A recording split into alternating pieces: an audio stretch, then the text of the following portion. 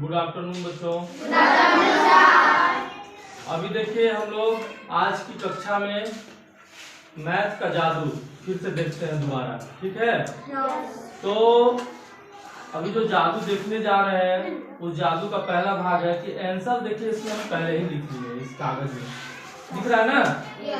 इस कागज में हम आंसर लिख लिए हैं और ये आप लोगों के सामने है। जब आप लोगों से हम कैलकुलेशन करा लेंगे तो इस कागज को खोलेंगे, समझ गए? तो इस कागज को भी हम आप लोग के सामने यहाँ पे रख देते हैं। यहीं पे देख लीजिए, रखा हुआ है ना? यहीं पे रख देते हैं और जब कैलकुलेशन आप लोगों से करा लेंगे तो उसमें वो आंसर है कि नहीं हम आप लोग को दिखाएंगे। सबसे पहला आप लोगों को काम करना है क्या कि 1 से 9 तक की कोई संख्या को सोच लीजिए मन में, या लिख लीजिए कापी में, आपका इच्छा है आप लिख भी सकते हैं। 1 से 9 तक की कोई संख्या सोच लिए? अब उसको 4 से गुना कर दीजिए। जो संख्या सोचे हैं आप उस संख्या में कितना से गुना करना है? 4 से। बहुत ही सावधानी पूर्वक सुनिएगा आप लोग और उसको कैलकुलेशन आराम से कीजिएगा, तभी आंसर आएगा, नहीं तो गलत आ जाएगा। इसलिए हड़बड़ाना नहीं है, जो जो स्टेप हम बता रहे हैं वो स्टेप आप करते जाइए। तो उसको 4 से गुना कर दीजिए। 4 से गुना करने के बाद जो आंसर आया उसमें 5 जोड़ लीजिए। 4 से गुना करने के बाद जो आंसर आपका आया उसमें कितना जोड़ना है? 5। 5 सबको ऐड कर लीजिए, जोड़ लीजिए। अब जोड़ने के बाद जितना संख्या आया उसको दुगना कर लीजिए। दुगना करने का मतलब अगर हम दो मेरा संख्या आया है जोड़ लेने के बाद तो उसको कितना कर लेंगे? 4। अगर 3 आया तो कितना कर लेंगे? 6। तो जोड़ने के बाद जितना संख्या आया उसको कितना कर लीजिए? दोगुना, या 2 से गुना। दोगुना कीजिए या 2 से गुना कर लीजिए, समझ गए? जो संख्या आया उसको दोगुना कर लीजिए। अब दोगुना करने के बाद जो संख्या आया उसको 8 से भाग दे दीजिए। 8 से भाग दे दीजिए।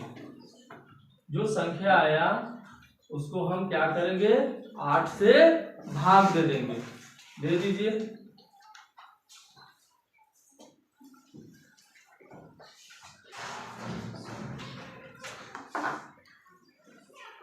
जो संख्या आया उसको हम क्या करेंगे? 8 से भाग दे देंगे। भाग दे दिए। अब सब का शेष कितना आया वो हम बताते हैं। इस कागज को अब हम खोलने का वक्त आ गया है। जो हम लिखे थे आंसर शेष हमारा कहाँ बचता है? भाग में सबसे नीचे। तो उसका सबका कितना आया वो वक्त आ गया है खोलने का। और ये देखिए सबका आया होगा 2। आया है? तो देखिए हम पहले से ही आंसर लिख के रखे थे। आया है ना? सबका आया है 2। अब देखिए इसको हम लोग पहले बना लेते हैं बोर्ड पे भी। आप लोग एक बार देख लीजिए क्या करना था। हमने बोला कि कोई एक से लेके 9 तक की कोई संख्या को मन में सोच लीजिए। मान लिया कि हमने 7 सोच लिया। हमारा संख्या कितना है? 7। सबसे पहले क्या करना है? उसको 4 से गुना कर देना है। तो कितना हो गया? 4 से हम इसको गुना कर देते हैं, कितना हो गया? 28 हो गया ना? उसके बाद जो संख्या आया उसमें क्या करना है हमको? 5 जोड़ देना है। 28 और 5 कितना हो गया बताइए? 33। अब 33 को क्या करना है?